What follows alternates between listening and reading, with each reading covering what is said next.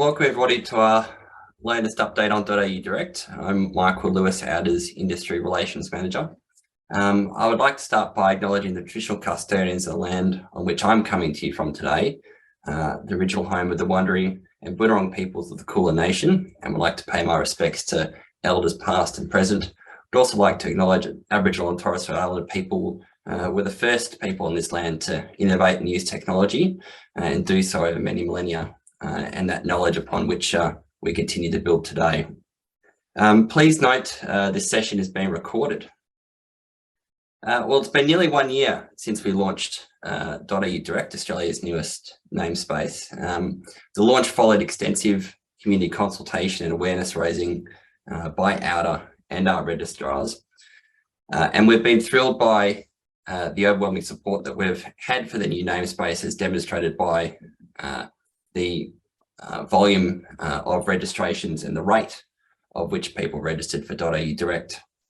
Today, we want to share with you some insights and updates on what's happening in auDA Direct and how the space is being used. So I'm joined by auDA's Chief Operating Officer, Dr. Bruce Tonkin. Bruce will shortly cover the updates on auDA Direct and also how the namespace compares globally. And some other updates for the auDA domain overall, and information on renewals and the next steps going forward. Bruce is happy to take your questions. Please put them in the Zoom Q&A tab, and we will take them at the end. And with that, Bruce, over to you. Thank you, Michael. So as Michael mentioned, we're just coming up to the 1 year anniversary of the launch of auDA Direct, which was launched on the 24th of March last year. And some of the reasons why we introduced .au names, partly it was part of a multi-stakeholder community process that decided that we should launch .au, but the benefits also include that the names can be shorter and a little bit easier to remember. Also sort of changing in the way people are using devices. So quite often people access the internet now with mobile phones, and they're using very small keyboards. And so something that's shorter and easier to type is helpful. And there's also an increasing number of voice activated interfaces. So that whether you're in a car or whether you've got a voice activated device in your home, there's numerous devices now for you to basically just give voice commands. And the easier and simpler the domain name is, the easier it is for the voice activated interface to bring up the information you're seeking. And that generally just kind of keeps pace with, I guess, what we're seeing around globally. Nearly all of the other countries now offer domains at the second level of their country code namespace. And most new namespaces these days are launched purely with a second level to keep the namespace simple. One of the things that we did last year was put a lot of effort into raising the awareness of the launch of .au, and this consisted, we had television advertising, we advertised across bridges and things on freeways, we had extensive social media advertising, and we've got some of the numbers on this slide, but quite impressive volume. So we believe that we reached an audience of about 2 million people by email. Radio was probably an audience of just under 5 million. And in terms of our digital content, we had over 113 million views of that information. When we consider .au in the context of the overall country code, so .au country code domain includes .com.au, .net.au, org.au, gov.au, id.au, asn.au, and a range of other namespaces. So collectively that grew about over 20% last year, which now puts us into the 7th position worldwide. And so that's in absolute numbers, we're number 7. And if you're considering per capita numbers, we would be higher up this graph, given the size of our population compared to countries like Brazil or China, or Germany, or any of the others that are on this slide. And in terms of the volumes of queries that we handle with .au, it's significant. So we deal with more than 30,000 queries a second from users wanting to resolve a domain name and access an internet location. This slide just gives a sense of how the proportion of new names is currently playing out. So we've looked at registrations over the 3-month period from November through to January. And admittedly, that's a couple of quiet months. So December and January in Australia is usually fairly quiet. But in net terms, we see that .com.au, which used to be close to sort of 98% of all registrations, is now back down to 70%. And .au averaged over that period is now sitting at 26%. So close to certainly a quarter of all new registrations are now directly in .au. This slide shows across the whole namespace. So of the 20 years of operation of the central registry, there is now .au Direct is making up 17% of the entire database, which is a significant portion of the database, given that we've yet to bring up 12 months of operation of .au. When we compare where .au is compared to other more recent namespace launches, so in the United Kingdom, they launched second level registrations about 8 years ago. And they're currently within the first year of operation, they had achieved a registration rate of 3.3%. New Zealand launched in a similar time frame, and in their first year of operation, they had 16% of registrations in .nz. We have exceeded both of those in our first 12 months, and currently sitting at 17%. And given the proportion of new names is over 25%, we expect that 17% number is going to steadily increase. This is looking at now the total number of names in the registry. So after 8 years, .uk is sitting at about 12%. NZ is quite a bit higher at 20%. And we are at 17% after 1 year. But certainly you'd expect that in the next year or two, we'll exceed 20% in terms of total registrations based on current run rate. So in total, since the launch of .au, we have registered more than 720,000 registrations, which is one of the biggest sort of namespace launches in recent years. And one of the things we've had a bit of analysis to see is the type of registrant changing. And in October last year, we had 137,000 registrations. So this was basically timed to when we concluded the priority registration period, which ran from March to September. And in October, names that had previously been reserved were then released for registration by the general public. So looking at that data in October, basically we see that companies made up about 58% of registrations, sole traders about 16%, incorporated associations, which are the predominant form of not-for-profit that we see registered, was about 12%, and citizens or individuals about 7%. And if you compare that what we used to get in the registry, so we had more than 90% of the registrations were companies and sole traders, about 2% of the registrations were not-for-profit, and about 0.4% of the registrations were citizens. 0.4% of registrations were citizens. So what we're seeing is a significant broadening in the type of registrant starting to register names in .au compared to where we were a year ago. And hence, essentially the utility of .au is improving because it's becoming useful for individuals and more useful for not-for-profits. One of the comparisons we did recently was to just work out how many dictionary words are registered in .au and .com.au. And in general, a native English speaker would probably know about 20 to 35,000 words. You need a vocabulary of about 8,000 to 9,000 words to be able to read a newspaper. So just giving those as context. We used a dictionary with about 400,000 words to do a check of the registry.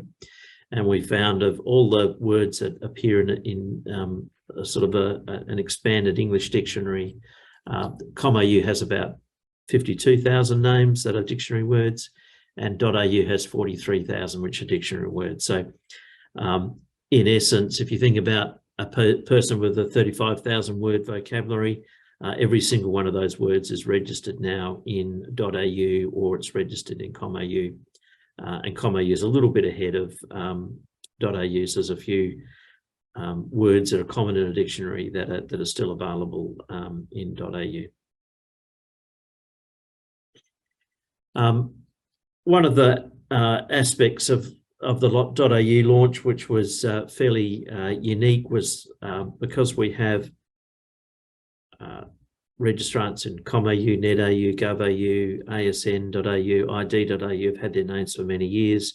We gave people the opportunity to, and any of the person that had an existing name in the registry could apply for their matching name between March and September last year. And if there was more than one party that had registered their name since before 2018, then those parties then would need to reach an agreement as to which person gets the .au name. So in essence, out of the 700,000 registrations we've received, most registrants were able to register their matching name if they had a matching name in .com.au or net.au. And we're now left with, at the end of January, there are 6,223 names where there are multiple applicants that have yet to reach an agreement. And we are basically seeing that drop fairly slowly. It's probably 20, 25 names a month reach some form of agreement. And we're hopefully over the course of the year, hope that more of those registrants will come to some agreement amongst themselves as to who should ultimately obtain that .au name. But overall, pretty small percentage, 6,000 out of 700,000 names. So less than 1% of the names are still in contention.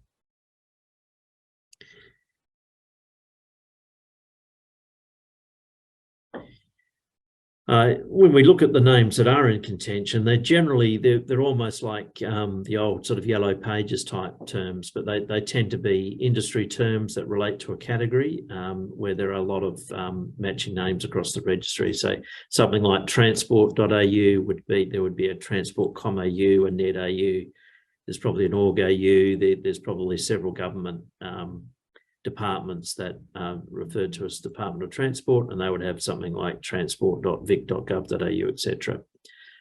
So most of the names that are still in contention, not only have they got matches in .com.au, but they also have matches across gov.au as well. Those applications are current until the 20th of September of this year. And if the applicant still wishes to remain in contention, they will need to renew their application. And registrars will be able to renew those applications similar to registrations, but be able to renew the applications 90 days prior to the expiry. There'll be some grace period after the 20th of September for those that don't renew their names on time. But ultimately, after those applications expire, they drop off.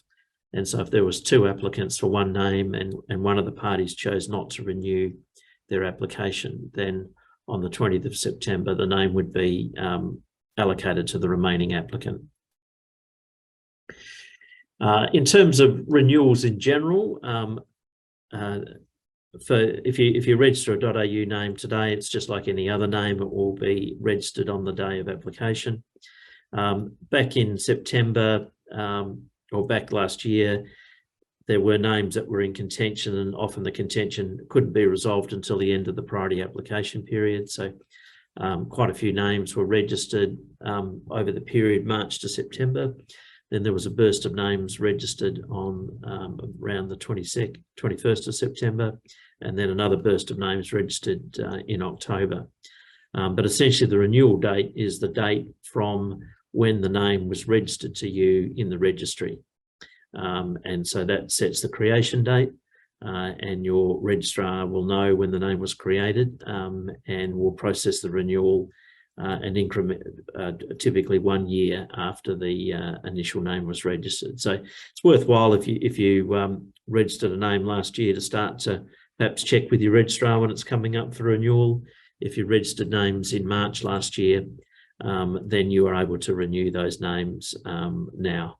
So the renewal process for .au registrations has already begun, and we had quite a few renewals processed over December, January already.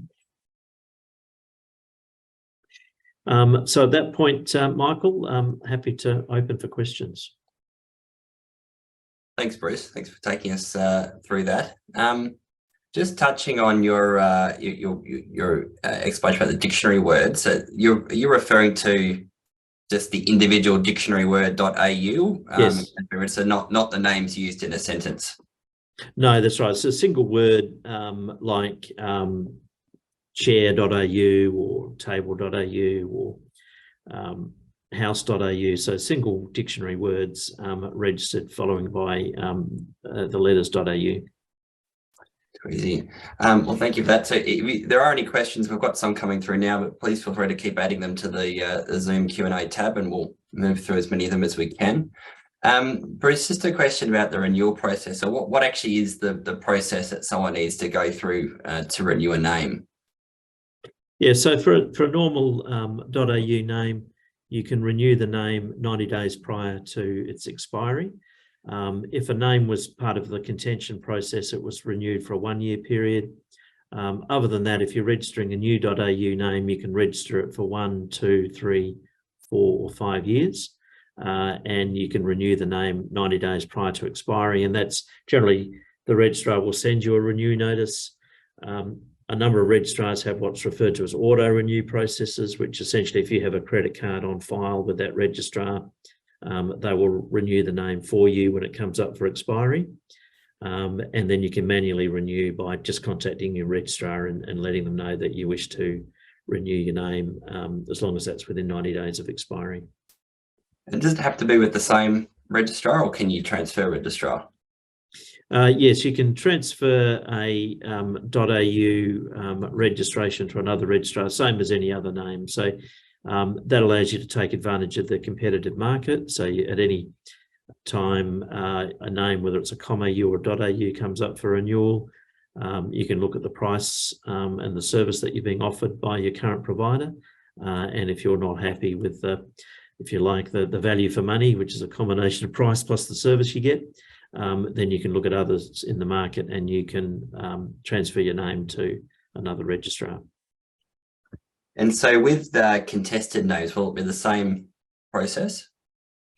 Yeah, with contested names at this stage, it'll be a slightly different process. Effectively, we're looking at finalising that process, but at this stage, you would renew your contested name with the party that you lodged the application, and that's the process there. And you'll receive a notification similar to a renewal.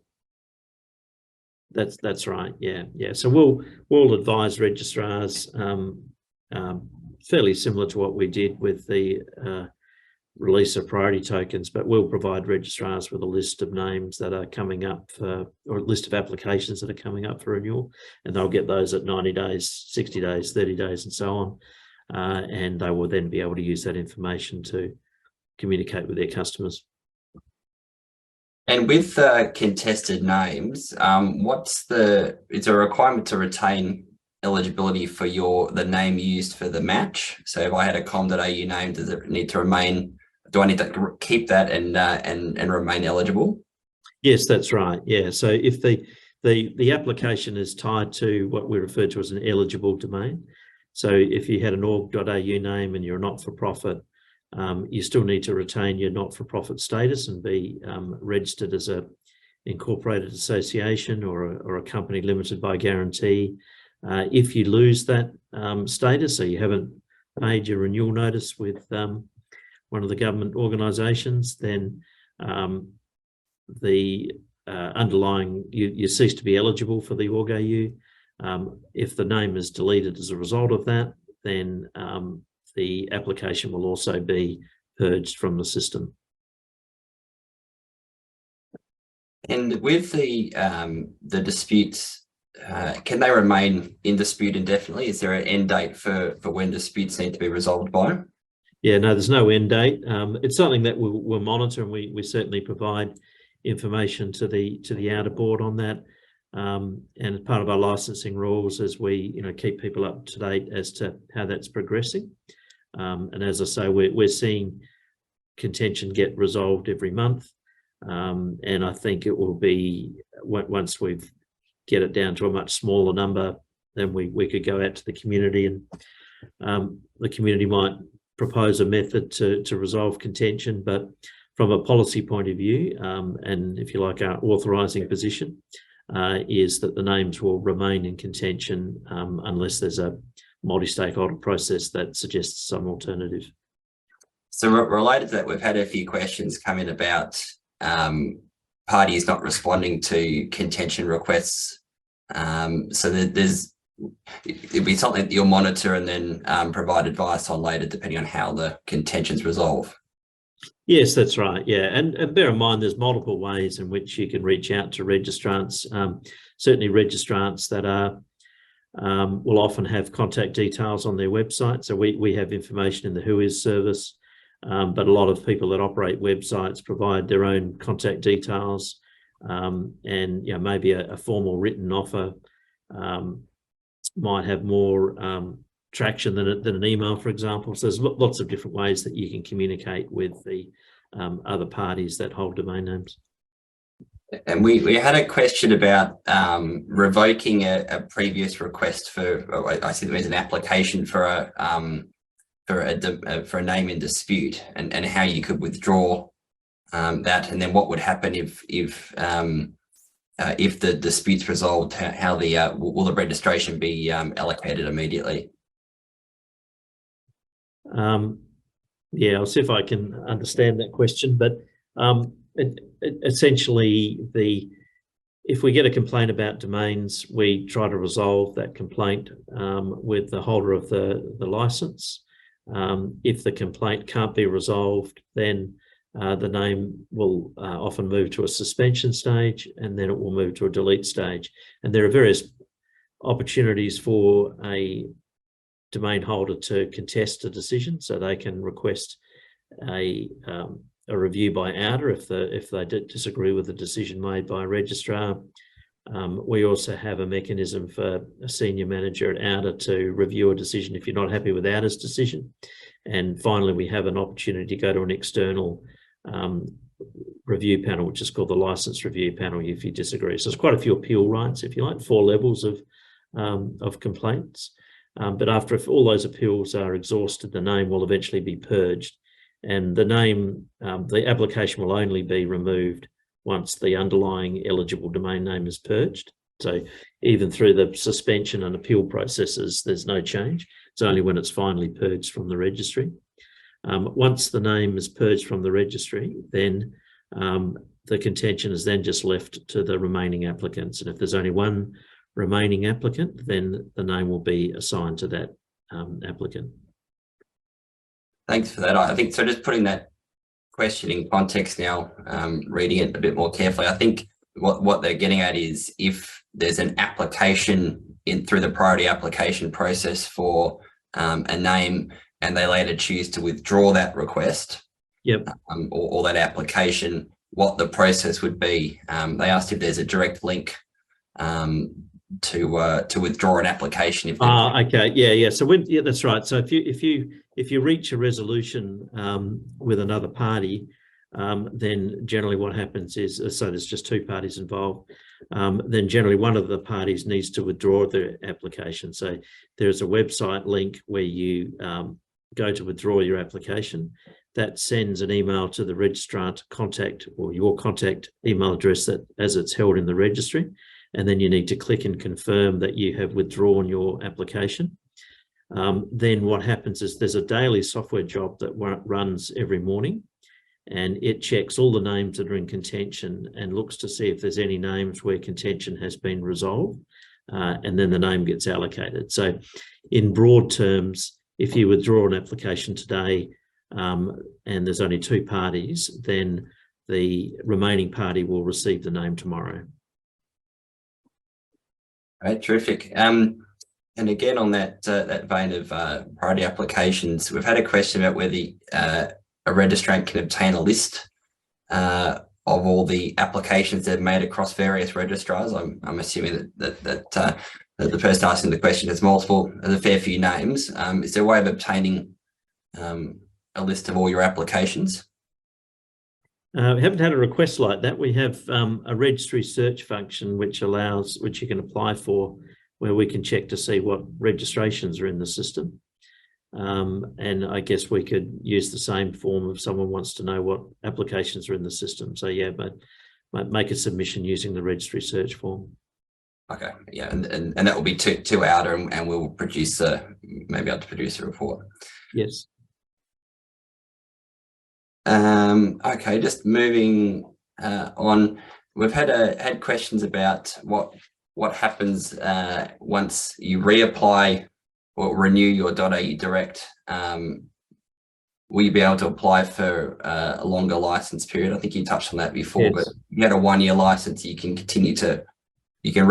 Yeah, if you had an initial 1-year license as a result of the priority process, and at the time that license comes up for renewal, so 90 days before renewal, you can then renew that for 1, 2, 3, 4 or 5 years. So yeah, I can imagine some corporate names, for example, that might have started with a 1-year registration. When it comes up for renewal, they'll extend it for 5 years. And we've just had another question about how you can find out the expiry date of your domain name. Yeah, we have I mean, primarily you get it from your registrar. So registrars will generally display the expiry date in your account if you log into your account. And you can also get it by retrieving information on your domain name through what we call the password retrieval tool, which is at pw.auda.org.au. If you put in your domain name into that tool, what it will do is it will send an email to the registrant contact email address. It will provide you with the password that you need to use if you wish to change registrars, which is broadly referred to as a domain name password. In the industry, it's often referred to as the EPP auth code, which is the code that's used in the protocol between the registrar and the registry. And also in that email, it will provide you the expiry date of the license. So go to pw.auda.org.au, put in your domain name, it'll send an email to your email address, and in that email, it will contain the expiry date. And there's a question about whether we've seen any scam-like activity in .au Direct since it's become available. And I think before launch, there was concern about whether scam activity would increase. Have you seen that eventuate? No, we saw a little bit of what I referred to as typo squatting. So a few cases where if it was a domain name, let's say the domain name was bruce.com.au, we saw some attempts to register names like bruce.com.au and leave the dot out, or bruce-com.au. So I saw a few of those. They're generally being picked up in our daily registration checks. And so we've shut them down, and it was only really by a few individuals. And once those individuals found that their names would get deleted, we haven't seen much recurrence of that activity. But more broadly in terms of names used fraudulently. The most common scenario that we see is names that have been registered for more than 5 years, where it's on a website that the website hasn't been maintained in terms of its security patches. And so that's, as .au hasn't existed for 5 years, and the bulk of the registrations are .com.au. So the vast majority of abuse that we see is in .com.au. And as part of our DNS abuse project, we've got a range of programs in place at the moment to reduce that. So it's still the most common sort of abuse you're seeing then is compromised websites. Yes. What action does auDA take when these sites are brought to our attention? Yeah, firstly we get a lot of reports. We subscribe to a lot of information feeds, so we get lots of reports every day. We check each report and validate that it is in fact a form of DNS abuse, and then we contact both the registrar and the registrant and let them know and give them an opportunity to correct it. If they don't correct the abuse, we'll suspend the name. And usually we get a response then within 24 hours to say, you know, why is the name suspended? And then we give them an explanation of what's happened to their website. And they can either get their IT service provider to correct the problem, which is sort of removing the phishing content or removing the malware, and often sort of patching the software that is running on the website.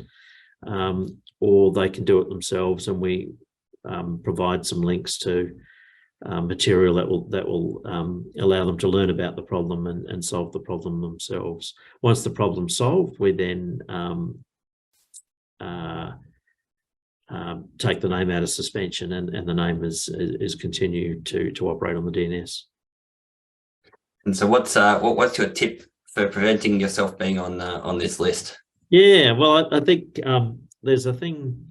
The Australian Signals Directorate releases through the Australian Cybersecurity Centre a set of basic things to protect the security of your business, and there's what they refer to as the Essential 8. And one of the Essential 8 is making sure that the software that you run on your website is being patched to the latest security version. So really it's just a case of perhaps either getting a service that does that for you, or perhaps putting in a reminder to periodically, you know, every few months, just check to see that your website is running the latest software and upgrade the software. So very similar. I think most of us are now familiar with things like Apple iPhones, where you know, every few months there's a new security patch released, and you basically can say just turn on updates automatically, and every now and then it'll pop up and say your phone's been updated. And same now with most laptops and PCs. Most people have that set so that if there's a new patch available, it informs you and installs it. So websites, very similar concept. You just want to make sure that where you can, you turn on automatic updates, and where they're not automatic, that you perhaps do a check yourself every 2 to 3 months. Just run a check to see that the software you're running is the latest version.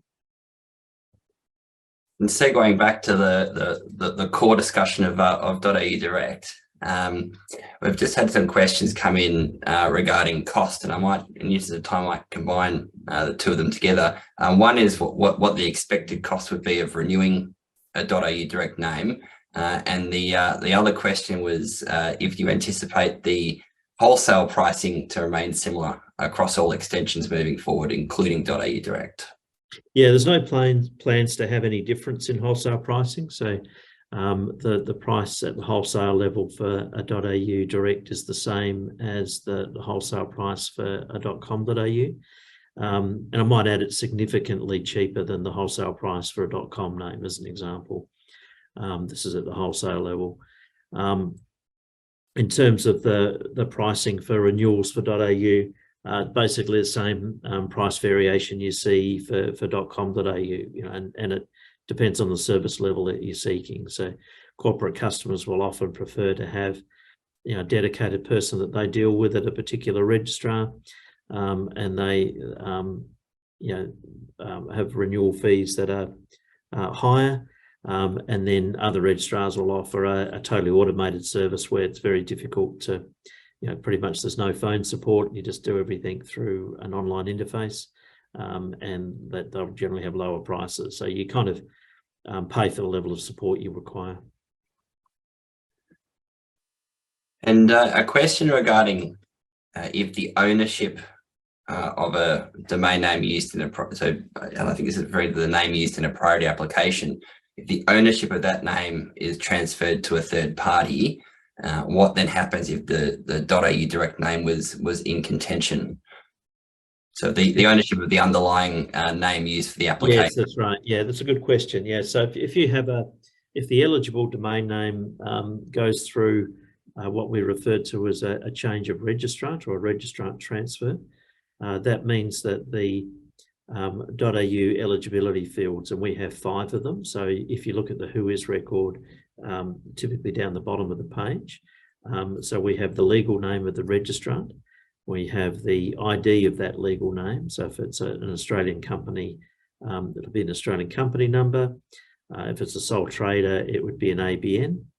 Then we have the eligibility type, whether it's a company, sole trader, etc. If they're using a trademark, we would have the name of the trademark in the eligibility name field and the trademark number.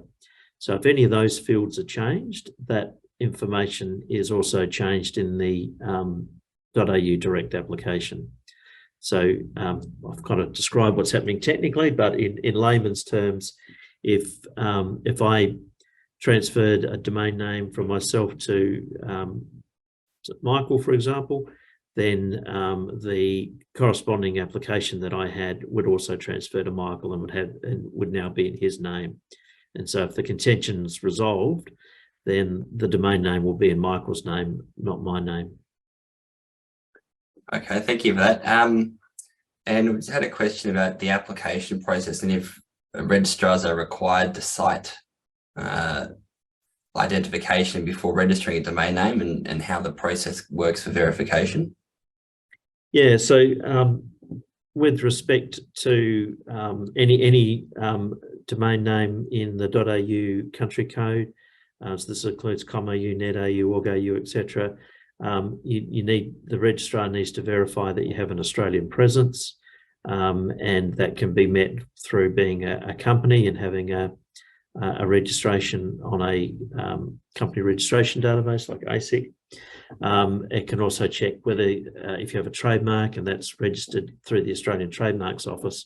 If you don't have any of those and you're wishing to register a domain name in .au as a citizen without any business or business identifier, you need to provide some personal identification, and we have about probably 10 different forms of personal identification that's typically used for accessing government services. So that most commonly is things like a driver's license, a Medicare card, or a passport.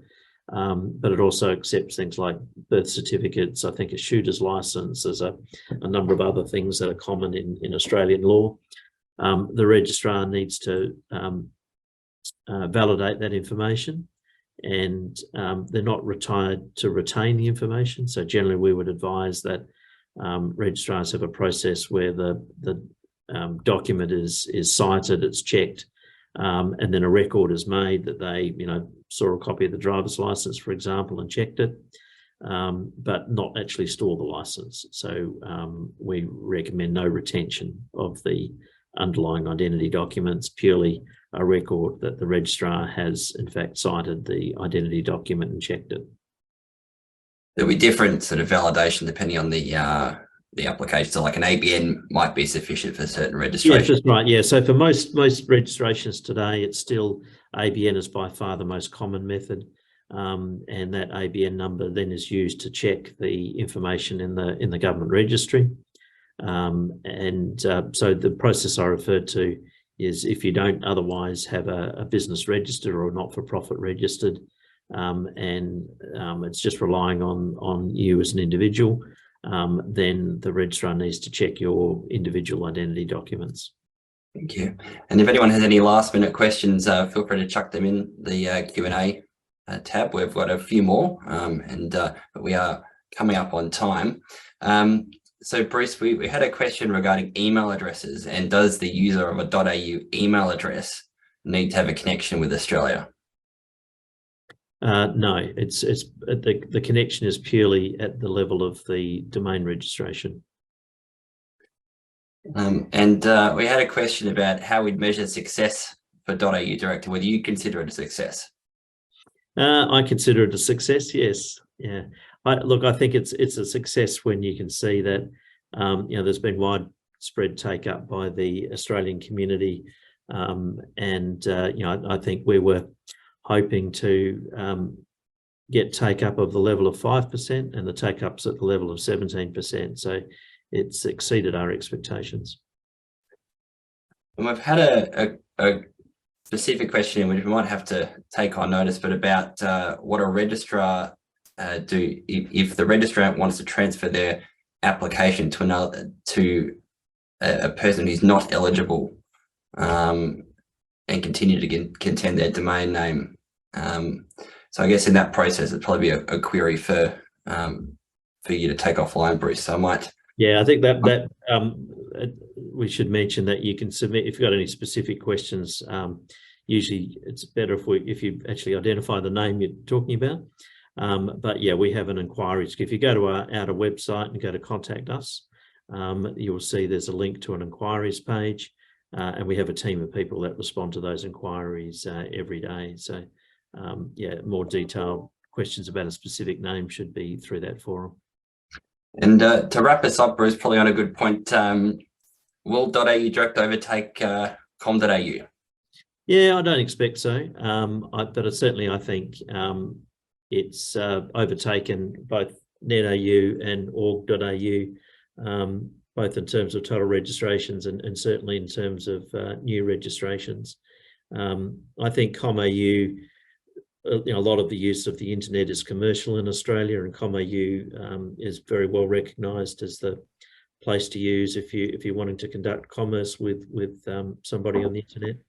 And it's almost like a household name from a brand perspective. So I can't imagine .au taking over com.au, but certainly it's perhaps making a more significant dent on net.au and id.au and some of the other namespaces. Perfect. Well, thank you for that, Bruce. We're just on time, so I'll just reshare my screen and just to wrap us up. But thank you for your insights and input in for today's webinar, and thank you all for joining us today. There are a number of resources available on auDA's website and also through our registrars. If you have any further questions, as Bruce said, please feel free to submit an inquiry to auDA or contact your registrar.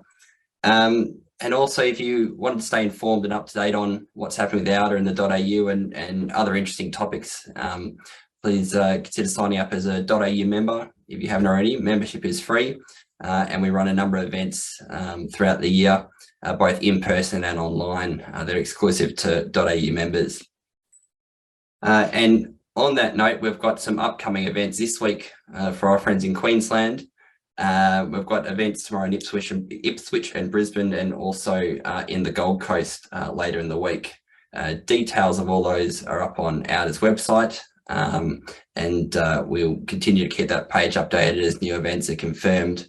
For those looking for the webinar recording or slides, it will be emailed out to you later today or tomorrow, and they'll also be made available on our website. But on that note, thank you all again, and we look forward to seeing you soon.